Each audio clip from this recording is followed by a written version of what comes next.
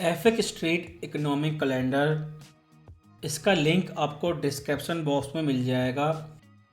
और जब आप इस साइट पर जाएंगे, सबसे पहले ये कंफर्म कर लें कि यहाँ पर जो टाइम आ रहा है वो आपका लोकल टाइम है।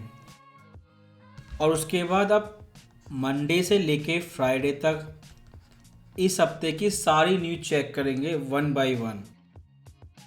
क्योंकि हम लोग गोल्ड ट्रेड करते हैं, इसलिए हम यूएसडी न्यूज़ पर फोकस करेंगे।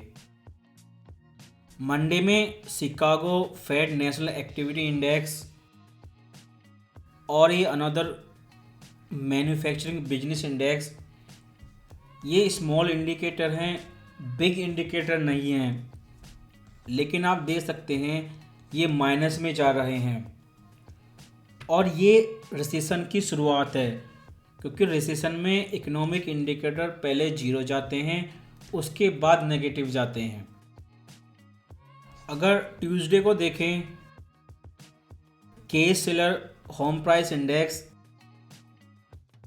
न्यू होम सेल, ये सारे ही इकोनॉमिक इंडिकेटर इम्पोर्टेंट होते हैं। क्योंकि रिसेशन के समय कब कौन सा स्मॉल इंडिकेटर एक बड़ा चेंज शो कर दे, ये किसी को पता नहीं होता। लेकिन आपको सारे स्मॉल इंडिकेटर पे फोकस करना होता है। और जब तक इकोनॉमिक एक्टिविटी घटती रहेगी, ये इकोनॉमिक इंडिकेटर घट के आते रहेंगे, ये गोल्ड के लिए बुलिश साइन होगा। इसी तरह वेडनेसडे में भी आपकी स्मॉल न्यूज़ हैं, लेकिन इस हफ्ते की मेन न्यूज़ आपकी थर्सडे को है।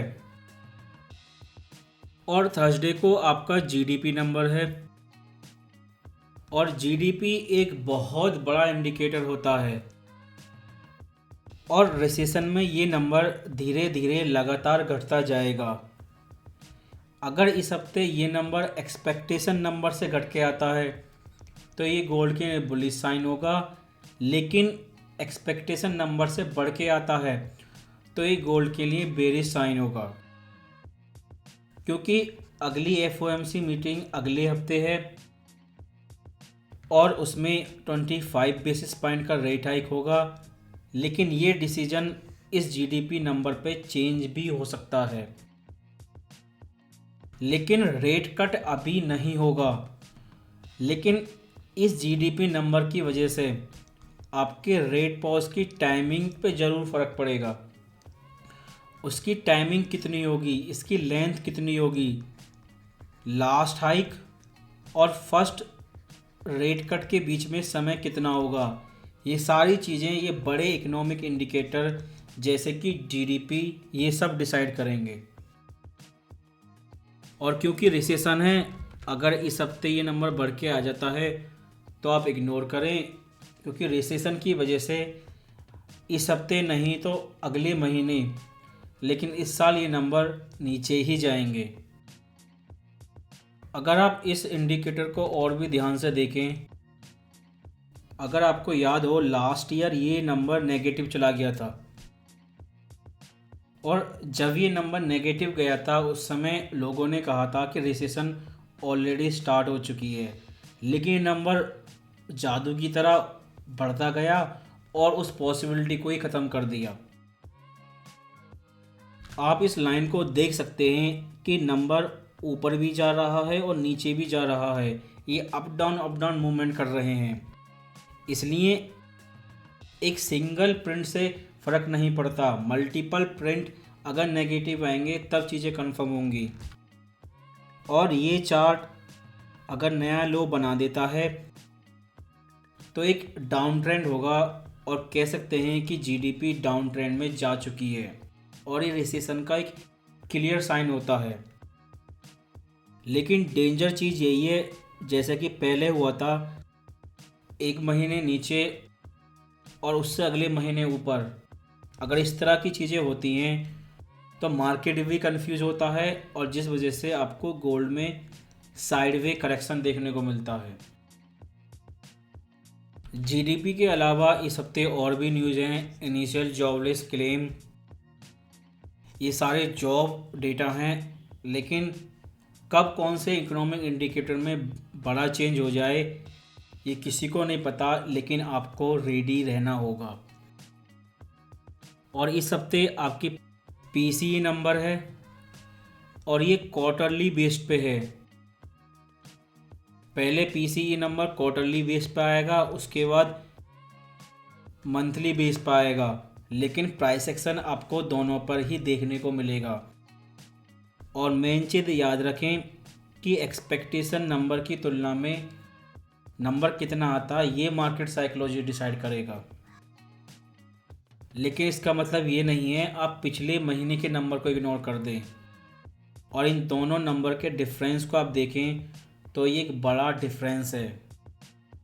अगर इतनी तेज़ी के साथ इन्फ्लेशन नीचे आएगी तो इसी साल आपको इन्फ्लेशन नेगेटिव नंबर में दिखाई देगी।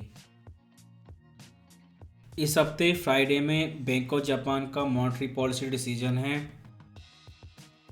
लेकिन ये चीज़ याद रखें कि ये सेंट्रल बैंकर रेट हाइक करेंगे और ये रेट हाइक बहुत लंबे समय बाद होगा और ये एक तरह का मार्केट शॉक होगा। इस हफ्ते और भी जीडीपी नंबर हैं, स्पेशली यूरोजोन, क्योंकि रिसेशन है और ये ग्लोबल रिसेशन है। अगर एक बड़ी कंट्री में रिसेशन आती है तो वो ग्लोबलाइजेशन की वजह से बाकी सब कंट्री में फैल जाएगी। क्योंकि लास्ट टाइम जब रिसेशन आई थी 2007 to 9, उसकी शुरुआत यूरोप से ही हुई थी। यूरोप के एक छोटे से देश में इस चीज़ की शुरुआत हुई थी। हाउसिंग मार्केट कलेप्स हुआ था और उसने धीरे धीरे सारी दुनिया की इकोनॉमी को हिला दिया था। इसलिए अगर यूरोपियन जीडीपी घट के आती है तो ये रिसेशन की शुरुआत होगी। और उसके बाद आपकी पीसीई नंबर, ये जीडीपी के बाद इस हफ्ते मोस्ट इम्पोर्टेंट न्यूज़ होगी। सीपीआई ये भी आपका इन्फ्लेशन नंबर है और पीसीई भी आपका इन्फ्लेशन नंबर है, लेकिन दोनों अलग अलग हैं, दोनों में डिफरेंस है। पिछले हफ्ते एक एफओएमसी मेंबर ने क्लियर बोला था कि आप इन्फ्लेशन को सीपीआई नंबर के जरिए मेजर करें या कोर सीपीआई पीसीई के जरिए मेज़र करें या core PCE. Her point of view से इन्फ्लेशन ज़्यादा है, लेकिन एक पॉइंट जो उन्होंने क्लियर नहीं समझाया, अगर ये पीसीई नंबर घट के आते हैं और एक्सपेक्टेशन नंबर से ज़्यादा घट के आते हैं तो ये गोल्ड के लिए बुलिश साइन होगा इंट्राडे बेसिस पे। लेकिन मेन चीज़ ट्रेंड के रूप में ये चीज़ याद रखनी है आपको कि पिछले महीने के नंबर की तुलना में इस महीने का नंबर घट के आता है या बढ़ के। अगर ऐसा होता है और जैसा एफओएमसी मेंबर ने कहा था, आप इन्फ्लेशन के लिए किसी भी इकोनॉमिक इंडिकेटर को यूज़ करें, हर कंडीशन में US central bank rate inflation से ऊपर होगी। अगर आप इन दोनों को एक लाइन के रूप में देखें तो आगे का ट्रेंड होगा 2023 और 2024। इन्फ्लेशन की लाइन नीचे होगी और सेंट्रल बैंक रेट की लाइन ऊपर होगी, लेकिन इन दोनों के बीच में गैप कितना होगा ये केवल यही लोग जानते हैं। हम जैसे साधारण लोगों को ये चीज़ कभी नहीं बताई जाएगी। और एक और एफओएमसी मेंबर हैं कास्कारी, अगर उनकी स्पीच को आपने ध्यान से सुना होगा, उन्होंने बोला था कि इन्फ्लेशन को उन्होंने टेम्परेरी बताया था, ट्रांजिटरी इन्फ्लेशन 2021 में। लेकिन जब उनसे क्वेश्चन पूछा गया कि आप फेल कैसे हुए, तो उन्होंने बताया था कि उनका मॉडल फेल हो गया और अब एक नया मॉडल वो यूज़ करेंगे, उसमें इन्फ्लेशन जहाँ जाएगी उसके पीछे पीछे उनकी इंटरेस्ट रेट जाएगी। यही इकोनॉमिक्स का नियम है, इसी तरह से मैक्रो इकोनॉमिक्स काम करती है। अगर इन्फ्लेशन रेट घटती जाएगी तो सेंट्रल बैंक की रेट भी घटती जाएगी। और फेड से पहले छोटे सेंट्रल बैंक रेट पॉज कर चुके हैं, अब फेड की बारी है।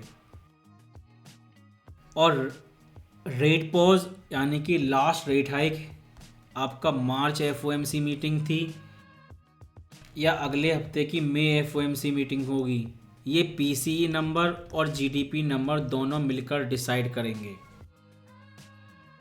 जैसा कि एफओएमसी मेंबर कास्कारी ने कहा था, ये इकोनॉमिक मॉडल केवल साधारण व्यक्ति को भ्रमित करने के लिए होते हैं, लेकिन सिंपल रूल यही है, जहाँ पर इन्फ्लेशन रेट जाएगी सेंट्रल बैंक की रेट जाएगी। अगर इन्फ्लेशन ऊपर जाएगी तो सेंट्रल बैंक की रेट ऊपर जाएगी, अगर इन्फ्लेशन नीचे आएगी तो सेंट्रल बैंक की रेट नीचे आएगी। और उसके बाद आपका इसी हफ्ते मिशिगन कंज्यूमर सेंटिमेंट इंडेक्स, ये इंडिकेटर कॉन्फिडेंस को रिप्रेजेंट करता है और रिसेशन में ये इंडिकेटर एक बार गिरेगा ज़रूर और बहुत बड़े गैप के साथ गिरेगा। और अगर आपको ये वीडियो हेल्पफुल लगी तो आप वेंटेज ब्रोकर पे IV लिंक के ज़रिए ट्रेड कर सकते हैं, लिंक डिस्क्रिप्शन बॉक्स में है।